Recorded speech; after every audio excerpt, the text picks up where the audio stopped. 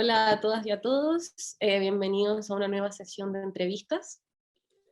En esta oportunidad, nuestro invitado es el cineasta belga Eric Pauwels, cuya película realizada en 2000, Carta de un cineasta a su hija, forma parte de la programación cinematográfica del programa Formatos Híbridos. Hoy también nos acompañará el traductor Gael Masrour, así que le agradecemos muchísimo a ambos por acompañarnos.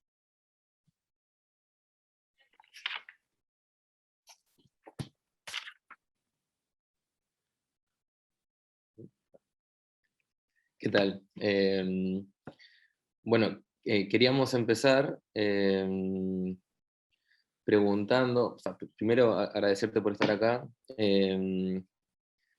Nos llamaba la atención la demanda de tu hija por tener una película dirigida hacia niñes, y nos preguntábamos por qué. Sabemos que antes habías hecho cartas, pero nos preguntábamos por qué la elección de, en esta película, hacer también una carta. Si nos podrías contar un poco de eso. Oui, comme je le disais, l'être d'un cinéaste à sa fille, c'est pas l'être d'un père à sa fille. Je m'adresse à elle à partir de ma pratique de cinéma et en tant que cinéaste. Voilà, j'aurais été boulanger ou plombier, j'aurais fait un autre métier, je serais parti aussi de ce métier pour aller vers ma fille. La citation qui ouvre le film, la question qui ouvre le film, ça s'est vraiment passé ici, dans la salle à manger au petit déjeuner. Elle avait compris que je faisais du cinéma et elle m'a dit « Mais pourquoi tu ne fais pas un film pour moi ?» Et je lui ai dit « Je ne peux pas faire un film pour toi parce que les films pour enfants, en fait, ils devraient être faits par des enfants. Et moi, j'utilise le cinéma comme moyen de recherche pour savoir ce que je fais là, ce que je fais au monde. Et le point de vue, c'est le mien. Donc, c'est un point de vue d'adulte. Il fallait, pour que je puisse lui raconter l'histoire que je voulais lui raconter, qui clôture le film, il fallait que je m'adresse à elle en tant qu'adulte et que peu à peu, je retrouve le sens du merveilleux de l'enfance pour pouvoir finir le film avec elle, face à elle. Y en relación a los distintos medios que ocupas, como 16 milímetros, videos en la película, ¿cuál es esa reflexión que tienes respecto a la capacidad de los medios para filmar?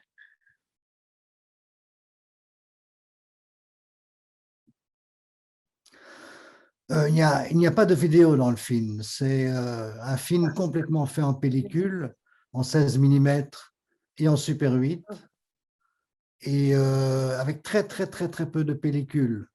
Le film fait 50 minutes, quelque chose comme ça, et nous avions 3 heures de rush. Donc, ce n'est pas beaucoup, et c'est vraiment une pratique du cinéma qui est une pratique de la contrainte. Il n'y a quasiment pas de film, pas de séquence en son synchrone. Le son et l'image sont séparés, sont travaillés séparément. Et c'est un film fait avec très peu d'argent. Un film, je dirais, presque tribal, presque familial. Mais je voulais naturellement dépasser l'image de ma fille pour parler au public. Dans ce sens-là, ma fille est aussi un prétexte, ce qui amène le texte, prétexte. Donc, à partir d'elle, je pouvais parler au monde, si vous voulez, et en tout cas certainement aux femmes, puisque le but principal du film, dont la thématique, c'est à la fois la filiation et la mort, pouvoir lui dire qu'en tant que femme, elle avait un pouvoir absolu sur la vie, que son destin était tout tracé, que c'était à elle, en tant que femme, de choisir son propre destin. Ça, c'était le message que je voulais lui envoyer dès que le film a commencé.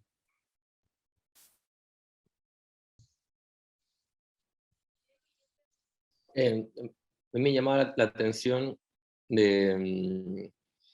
sabemos que trabajaste con Jean Rouge, y que lo acompañaste a algunos viajes, nos interesaba pensar cómo, si bien el cine de Jean Rouch es un cine más o menos etnográfico, el tuyo no necesariamente lo es, pero nos preguntamos qué cosas del cine de Jean Rouch tú sientes que en tu cine están presentes. ¿Cuál es, digamos, el fantasma de Jean Rouch en tu cine?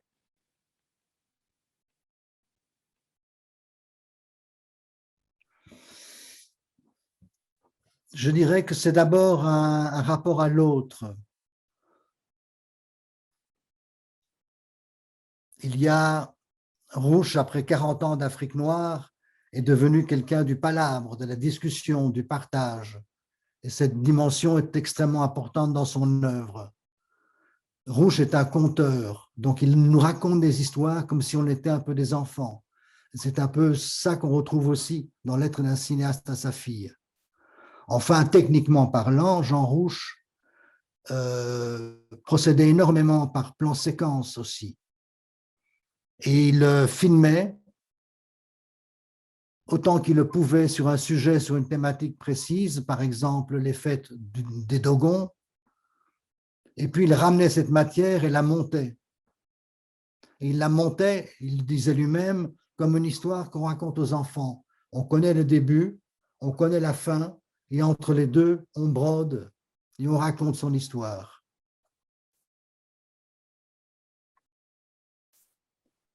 Voilà, Jean Rouch, qui était lui-même le fruit de deux cinéastes importants, Dziga Vertov et L'homme de Nanook. L'homme de Nanook, Flaherty, c'est la patience, la mesure de la distance à l'autre. Et Vertov, c'est le côté un peu surréaliste et fou. On peut tout faire avec une caméra, aller partout dans le monde, descendre dans les mines, aller dans les avions, etc. Voilà, Flaherty et Vertov ont donné naissance à Rouch. Et moi, j'ai repris de Rouch, en tout cas dans L'aide d'un cinéaste à sa fille, le ton de conteur et l'improvisation libre. Quand on a un film à faire comme L'aide d'un cinéaste à sa fille, c'est comme si vous alliez faire le marché pour faire à manger pour vos amis. Vous sortez sur le marché et vous vous dites, qu'est-ce que je vais leur faire? Du poisson ou de la viande? Plutôt de la viande. Alors vous achetez du bœuf. Mais avec le bœuf, vous vous dites, est-ce que je vais faire un bœuf bourguignon ou est-ce que je vais faire une goulash? Et là, vous ramenez toute cette matière à votre ami monteur, parce que j'ai depuis 30 ans le même ami qui monte mes films. Donc, il connaît exactement le pourquoi et le comment du film, la nécessité profonde du film et pourquoi je fais ce film de cette façon-là. Alors, quand je ramène toute la matière, on est dans la cuisine et on commence à cuisiner le plat avec tout ce que j'ai ramené du marché, la récolte du marché. Je fonctionne un peu comme un cuisinier ou un paysan qui fait sa récolte, l'amène dans la salle de montage et dit, voilà le récit qu'on va pouvoir broder avec ça.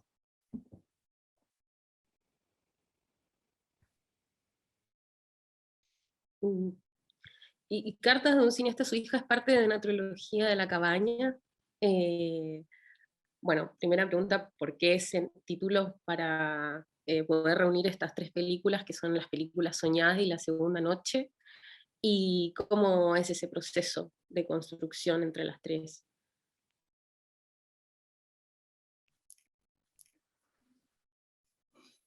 Ces trois films liés à partir de l'endroit de la cabane, qui est ici au fond de mon jardin et dans laquelle je passe beaucoup de temps. Cet espace est à peine découvert dans L'aide d'un cinéaste à sa fille, devient un lieu de travail important du cinéaste dans les films rêvés, et puis devient aussi naturellement un lieu important pour le film fait à la mort de ma mère, La Deuxième Nuit. Donc ce sont tous les trois des films de conteurs où on rassemble des images, et avec ces images, on se dit, qu'est-ce que je pourrais raconter? En fait, il y a deux types d'images. Des images faites parce que j'ai écrit quelque chose et que je veux illustrer avec des images cette chose écrite, ou des images qui se révèlent tout d'un coup à moi et qui me font écrire quelque chose. Voilà. Quand j'ai commencé Lettre d'un cinéaste à sa fille, comment dire, je savais que je voulais un film qui fasse presque une circonférence, mais pas vraiment totalement. C'est-à-dire qu'il y a cette musique extrêmement prenante de la calypso des Antilles au début et à la fin. C'est pour rappeler qu'on arrive à la fin, que le cercle va bientôt se finir. Mais j'arrête là. Et en fait, ce qui est débuté, c'est une spirale. Donc voilà, comment dire encore, Lettre d'un cinéaste à sa fille, c'est un film d'avenir que je partage avec ma fille. Les films rêvés, c'est un film avec moi-même en tant que cinéaste. Qu'est-ce que j'ai envie encore de raconter comme histoire au cinéma? Et puis La deuxième nuit, c'est un film sur le passé, c'est un film sur la mort de ma mère.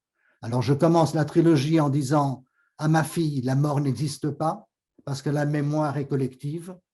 Et je finis la trilogie de la cabane en disant la mort existe, je suis seul, ma mère est morte.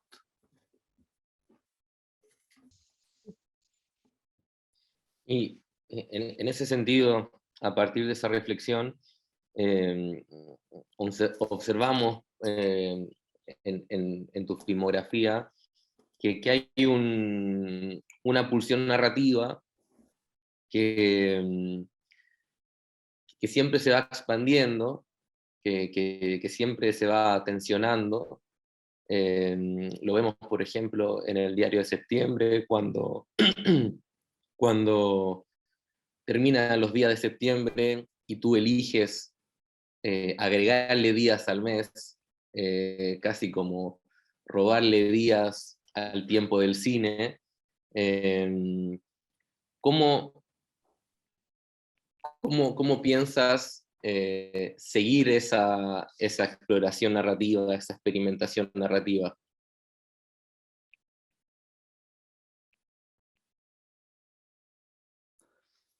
Pour l'instant, je m'éloigne des images. Je suis dans l'écriture, et l'écriture, que ça, j'ai écrit une pièce de théâtre, j'ai écrit 2-3 livres, donc je suis pour l'instant dans l'écriture et je m'éloigne des images. Voilà. Ce que je voulais dire aussi par rapport à L'aide d'un cinéaste à sa fille, c'était important pour moi, c'est que c'était 1 an de tournage pour arriver à 3 heures de rush, mais quand même 1 an de tournage où il fallait filmer le jardin à toutes les saisons. C'est un film saisonnier. Lorsqu'on arrive à boucler la boucle, de nouveau, c'est le début d'une spirale, on en arrive à la fin du film avec les saisons qui se retrouvent. Voilà.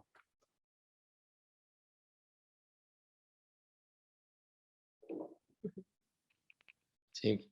Se aprecia ese hermetismo, digamos, ese cierre, pero un cierre que me parece algo virtuoso de tus películas, que el cierre siempre deja lugares de fuga.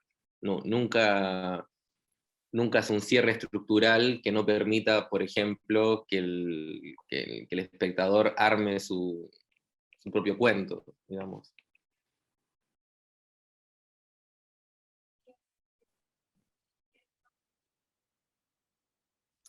Je ne suis pas sûr de comprendre la question. Es que no era una pregunta.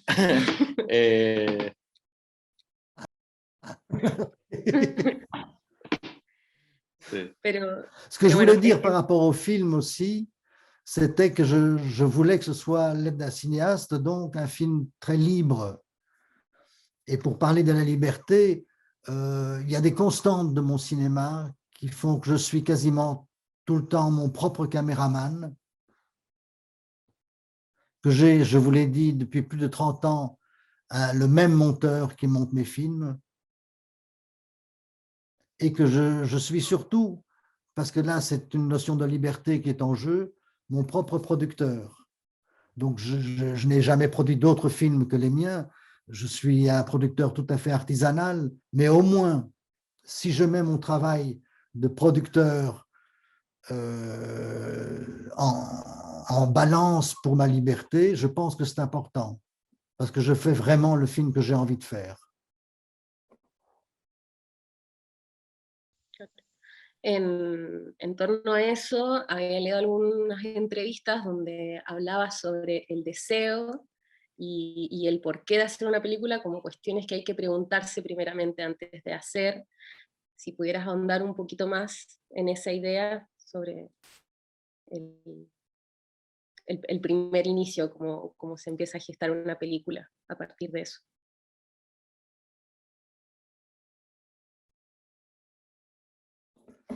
Ben, je fais, comme je le dis dans le film, L'aide d'un cinéaste, je fais les films à partir de moi-même. Et ces films sont faits à partir de moi-même, d'avoir un point de vue personnel, être des films à la première personne du singulier, qui disent « je ». C'est à partir du moment où je dis « je », et je regarde l'autre, et là on est vraiment de nouveau avec Rouch, que je peux mesurer ma distance à l'autre. Et si je mesure ma distance à l'autre, le spectateur peut aussi la mesurer. Voilà. Et ça me rappelle un cours que je donnais dans une école de cinéma où je disais « il faut désirer ». Il faut dire « je désire ». Ça, c'est notre travail de cinéaste. Et un étudiant a dit « oui, mais quelle est la différence entre le plaisir et le désir ?» Et je dis « mais le désir, c'est notre travail à nous. Le plaisir, c'est pour les spectateurs. Mais le plaisir n'a pas besoin d'être conjugué. Parce qu'en français, et je crois que ça fonctionne aussi en espagnol, on dit « je désire »,« tu désires »,« il ou elle désire », et on ne dit pas « je plaisir », « tu plaisir ». Le désir se conjugue, mais pas le plaisir.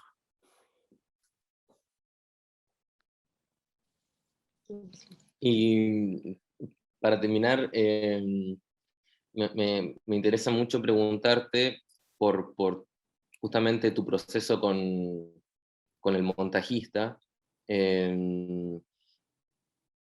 No sé si, por ejemplo, tú tienes un texto completo antes de la película o más bien el texto surge a partir del diálogo con las imágenes.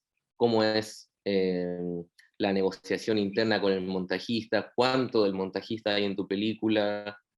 ¿Cuánto lo dejas intervenir? ¿Cómo es ese proceso colaborativo con un montajista con el que ya llevas más de 20 años?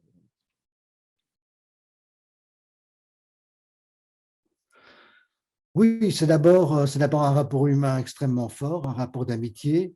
Donc, ce qui est très important, c'est qu'il sait, il sent pourquoi je fais le film.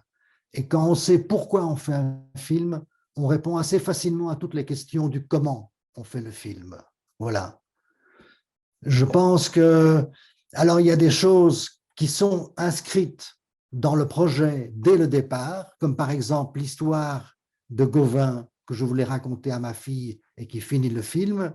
Et puis il y a des choses qu'on découvre en filmant le monde. Quand j'ai été avec mon jeune fils pour la première fois près d'une voie ferrée et qu'il a regardé un train passer à 1 mètre de lui, il était là, comme ça, en train de regarder. Je suis revenu plusieurs fois avec lui au même endroit, et à ce moment-là, j'ai su que le film serait monté autour d'une sorte de trajet en train. Mais ça, c'est le filmage, le fait de réaliser les images qui a amené ce montage-là. Voilà. Claro. Qué divertido. Ce que je voulais dire aussi par rapport aux images et au son, c'est que jamais les choses ne sont totalement écrites avant. D'abord, il y a des images qui provoquent une écriture. Donc, je suis à ma table, à côté de la table de montage, il y a ma petite table de travail sur laquelle j'écris. Donc, il y a des histoires qui ont été écrites complètement en salle de montage et rythmées avec les images. Je pense qu'il faut travailler parallèlement, tous les deux, en même temps. Parce que si vous écrivez avant, les images ne font qu'illustrer. Et si vous écrivez après, enfin, l'image ne peut pas coloniser le son et le son ne peut pas coloniser l'image. Ils doivent être à égalité et jouer dans ce jeu entre eux et trouver une place dans ce jeu entre eux pour le spectateur.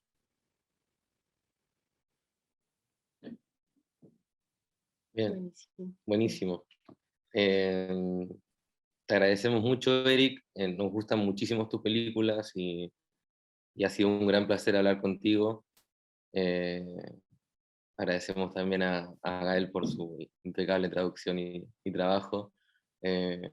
y a Gabriel, que está ahí detrás de cámaras. y, y bueno, esperamos tu próxima película cuando la esperamos pacientemente, digamos, cuando tengas de nuevo el impulso.